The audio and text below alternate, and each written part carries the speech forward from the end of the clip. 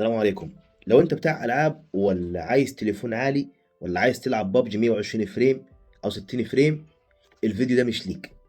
لان الفيديو ده للناس اللي عايزه موبايل عملي يؤدي الاداء اليومي المظبوط، عايزين تليفون يكون كويس محترم والسعر بتاعه يكون اقل من 4000 جنيه.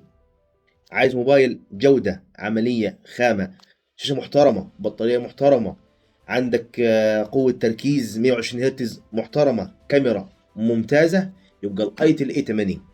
وعارف واثق انه في ناس كتير دلوقتي تطلع في التعليقات موبايل ملوش لازمة ملوش عازة. ما حصلش. ده بالنسبة لك انت راجل عايز تليفون يكون بجنحها كده ويشيل، يبقى الفيديو ده مش بتاعك خالص.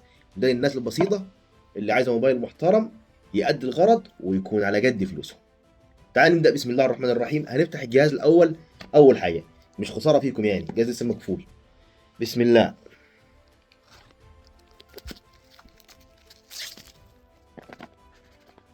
بص كده، قبل ما نبدأ بالتليفون أو نشوف التليفون هنشوف إيه المكونات اللي جاية ورا التليفون. بسم الله الرحمن الرحيم. أول حاجة معاك جراب شكله محترم قيم، هو من السيليكون بس جراب ما شاء الله عليه.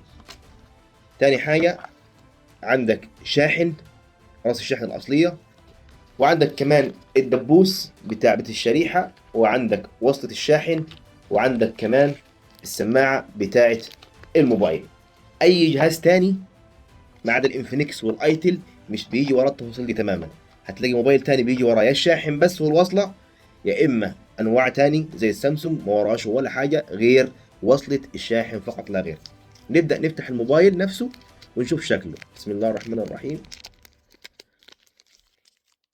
ده شكل التليفون. لو ركزت على التليفون هتلاقي شكله ما شاء الله يعني تحفة، كواليتي ممتاز. انا عايزك تركز في الشكل بتاعه، هتلاقي الشكل بصراحة ما شاء الله يعني تحس انه مدفوع فيه فلوس. وعندك ليد هنا بشكل كده كأنك بتصور فيديوهات، ما شاء الله يعني. ده الموبايل زي ما انت شايف كده بالظبط. طيب تعال نبدأ التليفون، نقول لك ايه امكانياته، ايه تفاصيله، هل ينفع مع المستخدم العادي ولا لا. الموبايل ده وانا لحد دلوقتي ما شفتش الامكانيات دي في السعر ده غير في التليفون ده اللي هو ايتل اي 80. انا مش بعمل دعايه للشركه ابدا، انا بتكلم على مواصفات الموبايل، وبرضه في نهايه الفيديو هقول لك عيوبه.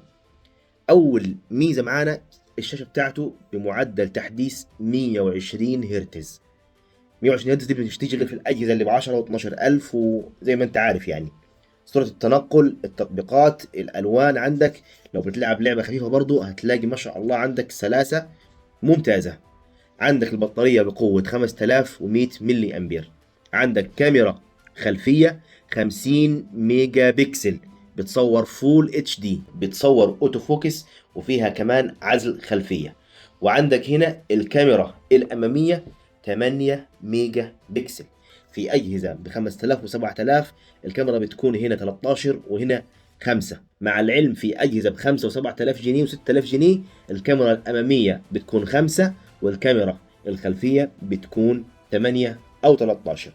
طيب من مميزاته إيه؟ إنه بيدعم معاك مدخل 3.5 ملي اللي هو مدخل السماعة الهاند فري، وبيدعم معاك كمان إنك تركب كارت ميموري واتنين شريحة في نفس الوقت. وعندك كمان بصمة إيد، وعندك كمان بصمة وش، مع فلاش في التصوير شكل احترافي، وليد قوي جدا أثناء لما تاخد لقطة من الكاميرا الخلفيه. شكل وستايل مع الجراب ما شاء الله، بتحس انك انت ايه، ماسك موبايل كده. لو عايز تتجندل كانه ايفون، لو عايز تشوف نفسك كانه ايفون، مش تروح تدفع 6500 جنيه 7000 جنيه في تليفون زي ايفون 17 مضروب كوبي زي الام هورس. لا برامج ولا شغل ولا جوده ولا شاشه، حتى قطع غيار مش هتلاقي له. موبايل زي ده لو انت راجل ظروفك متوسطة، او راجل موظف مرتبك محدود، او معاك بنت او بنتين او ولد او 4 اولاد رايحين مثلا جامعة او رايحين ثانوية وعايز توفر، ممكن تشتري 4 اجهزة من ده في حوالي 12 الف جنيه او اقل. وهيكون معاك موبايل زائد كاميرا زائد ضمان زائد شكل زائد اداء، والتليفون ما شاء الله مساحة وشكل وهيئة، وفي نفس الوقت تقدر توفر على نفسك فلوس، بدل ما تروح تشتري موبايل بالتقسيط بحوالي 7 أو 10,000 جنيه وانت ظروفك محدودة، وفي نفس الوقت هيتضاف عليك فوائد ممكن تتعثر في أي شهر ما تقدرش. موبايل زي ده أنا بقدمه للناس، موبايل محترم جيد ممتاز في فئته السعرية من حيث سعره وإمكانياته وكمان جودته. طيب إيه العيوب اللي في التليفون ده يا عمرو علشان نفهم هل التليفون ده يستاهل ولا لا؟